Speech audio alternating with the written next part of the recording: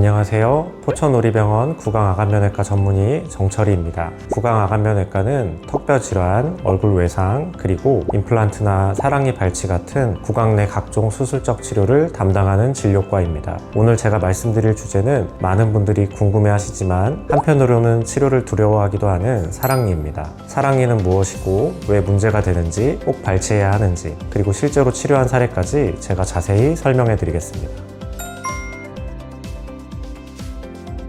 우리가 흔히 사랑니라고 부르는 치아는 위아래턱 가장 안쪽에 위치한 세 번째 큰 어금니를 말합니다. 정식 명칭은 제3대 구치입니다. 보통 10대 후반에서 20대 초반에 잇몸을 뚫고 올라옵니다. 사랑을 알게 되는 시기에 나온다고 해서 우리나라에서는 사랑니라고 부른다는 설이 있습니다. 영어권에서는 위스덤 투스, 즉 지혜의 치아라고 부르는데 성인이 되어 분별력과 지혜가 생길 시기에 나온다는 의미에서 붙여진 이름입니다. 이 사랑니가 턱뼈에 잘 자리 잡고 곧게 올라온다면 참 좋을 텐데요.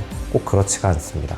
사람에 따라 정상적으로 올라오기도 하지만 잇몸 속에 묻혀 있거나 비스듬히 놓은 상태로 발견되기도 합니다. 사랑니가 잇몸, 턱뼈 안에 매복되는 등 정상적으로 나지 않는 이유를 현대인이 과거 인류에 비해서 턱이 작고 좁아서라고 설명하는 경우가 있습니다. 절대적으로 틀린 설명은 아닐 수 있지만 그보다는 개인마다 다른 턱뼈의 크기와 형태, 치아의 크기, 유전적 요인, 성장 과정 등이 복합적으로 영향을 미친다고 보는 게 더 정확하다고 할 수 있습니다. 정상적으로 곧게 잘 나온 사랑니는 큰 문제를 일으키지 않을 수 있습니다. 다만 사랑니는 구강 안에서 가장 안쪽 깊은 곳에 위치하기 때문에 정상적으로 나오더라도 칫솔질이 쉽지 않고 그래서 관리가 어려운 경우가 많습니다. 특히 부분적으로만 올라온 사랑니는 더욱 문제가 되는데요. 사랑니와 그 앞의 어금니 사이에는 음식물과 세균이 쉽게 쌓이게 되고 칫솔질이나 치실 쓰기도 어려운 위치라 깨끗하게 관리하기가 쉽지 않습니다.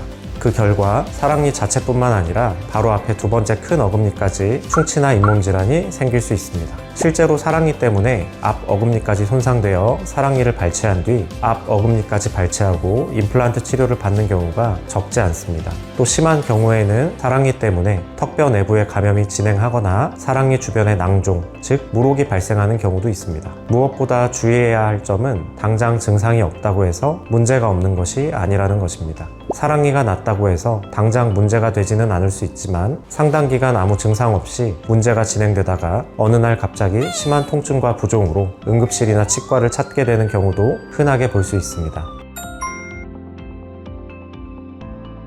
그럼 이렇게 문제를 일으키는 사랑니를 꼭 뽑아야 하는지 궁금하실 텐데요. 사랑니가 있다고 해서 모두 발치해야 하는 것은 아닙니다. 정상적으로 곧게 나와서 제 기능을 하고 있고 충치나 잇몸 질환이 없으며 관리도 잘 되고 있다면 정기적으로 관찰만 하기도 합니다. 하지만 반복적으로 염증이 발생하는 경우, 사랑니가 매복 상태인 경우, 주변 치아에 손상을 주는 경우, 사랑니 주변에 물혹 발생 가능성이 있는 경우에는 발치를 고려하는 것이 좋습니다. 또 현재 특별한 증상이 없더라도 CT나 엑스레이 검사상 향후에 충치, 잇몸 질환, 인접치아 손상 위험이 높다고 판단되는 경우에는 예방적 발치를 권유드리기도 합니다. 사랑니를 뽑는 게 낫다는 판단이 내려지면 문제가 생긴 뒤 치료하는 것보다 비교적 젊고 건강한 시기에 계획적으로 발치하는 것이 회복과 예후 측면에서 유리합니다.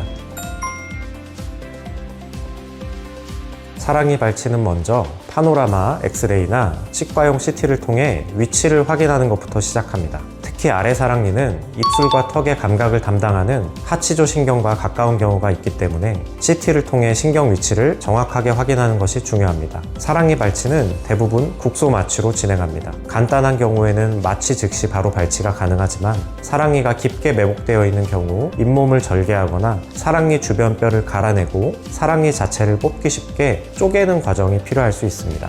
이렇게 들으면 엄청 무섭고 아프게 느껴질 수 있는데요. 실제로 제가 환자분들께 사랑니 발치를 말씀드렸을 때 가장 많이 듣는 질문이 "선생님 많이 아픈가요?" 입니다. 사랑니 발치를 위해 마취 주사를 맞으면 잠시 뻐근할 수 있지만 마취가 충분히 되면 시술 중에는 통증을 거의 느끼지 않는 경우가 많습니다. 사랑니의 위치와 난이도에 따라 차이는 있지만 간단한 경우에는 몇 분 안에 끝나기도 하고요. 깊게 매복된 경우에는 시간이 조금 더 걸릴 수는 있지만 발치 자체가 오래 걸리는 건 아닙니다. 발치 후에는 2, 3일 정도 붓기가 생길 수 있고 경우에 따라 일주일 정도 불편하실 수 있습니다. 이 기간 동안에는 통증과 붓기를 줄이기 위해서 진통제 같은 약물 치료를 함께 진행합니다. 중요한 것은 발치에 따르는 통증보다 사랑니를 방치했을 때 일으킬 수 있는 문제가 더 심각하고 문제가 심해진 뒤에는 발치가 더 어렵고 고통스럽기 때문에 적절한 시기에 안전하게 치료받는 것이 통증도 줄이고 회복도 수월하다는 점입니다.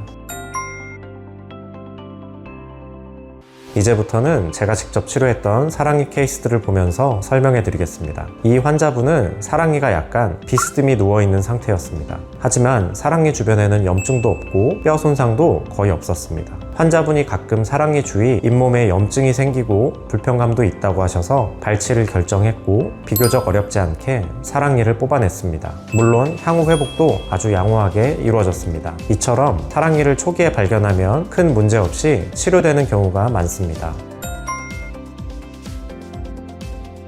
반대로 이 환자분은 사랑니 주변 염증을 오랫동안 방치한 경우였습니다.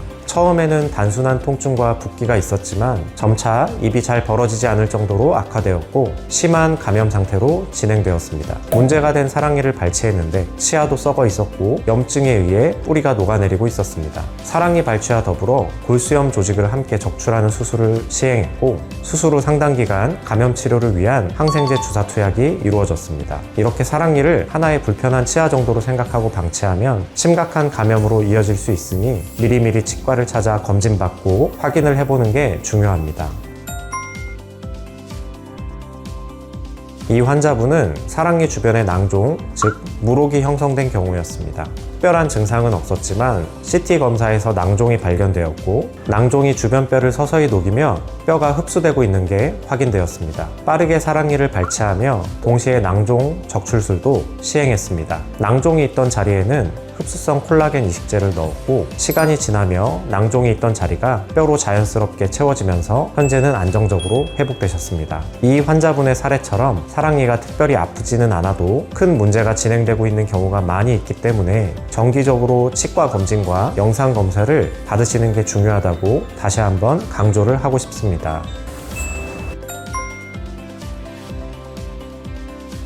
이름만큼 낭만적이진 않은 사랑니에 대해서 알아봤는데요. 다시 정리해드리자면 사랑니는 모든 경우에 반드시 발치해야 하는 것은 아닙니다. 하지만 반복적인 염증 발생과 매복된 상태, 주변 치아 손상, 낭종 발생 가능성이 있다면 정기적인 치과 검진과 영상 검사를 통해 조기 발견하고 치료받는 것이 중요합니다. 포천우리병원 치과센터는 대학병원 치과급 진료 역량을 갖추고 고난도 매복 사랑니 발치와 그에 따른 감염, 낭종 치료까지 함께 시행하고 있습니다. 사랑니 때문에 고민이 있다면 무조건 겁내기보다는 포천우리병원 치과센터에 오셔서 정확한 진단을 통해 현재 상태를 확인하고 적절한 시기에 안전하게 치료받으시길 권해드립니다. 다음에도 유익한 구강건강 정보로 찾아뵙겠습니다. 지금까지 포천우리병원 구강아간면외과 전문의 정철이었습니다. 감사합니다.